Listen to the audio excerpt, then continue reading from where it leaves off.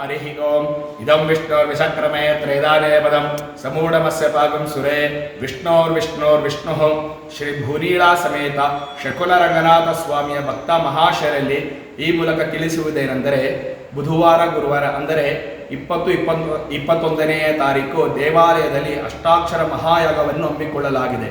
20ನೇ ತಾರೀಕು ಸಂಜೆ ಪ್ರಥಮವಾಗಿ ಸಭಾ ಪ್ರಾರ್ಥನೆ, ಸ್ವಸ್ತಿ ವಾಚನ, ವಾಸುದೇವ ಶುದ್ಧಿ ಪುಣ್ಯಾಹ, ರಕ್ಷಾಬಂಧನ, ಋತ್ವೀಕರಣ, ಯಾಗಶಾಲ ಪ್ರವೇಶ, ಕಲಶಾಧಿವಾಸ, ಮಹಾಮಂಗಳಾರತಿ, ತೀರ್ಥ ಪ್ರಸಾದ ವಿನಿಯೋಗ ಇರುತ್ತದೆ.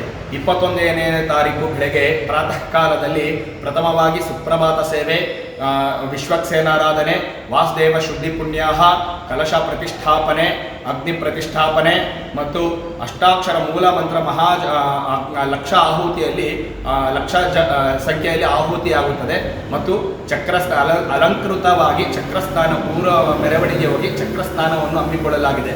ತದನಂತರ ಮಹಾಮಂಗಳಾರತಿ, ತೀರ್ಥ ಪ್ರಸಾದ ವಿನಿಯೋಗ ಇರುತ್ತದೆ. ಭಕ್ತಾದಿಗಳು ಈ ಮೂಲಕ ಸ್ವಾಮಿ ಕೃಪಾ ಕಟಾಕ್ಷಕ್ಕೆ ಪಾತ್ರರಾಗಬೇಕಾಗಿ ಈ ಮೂಲಕ ವಿನಂತಿಸಿಕೊಳ್ಳುತ್ತೇವೆ. ಧನ್ಯವಾದಗಳು.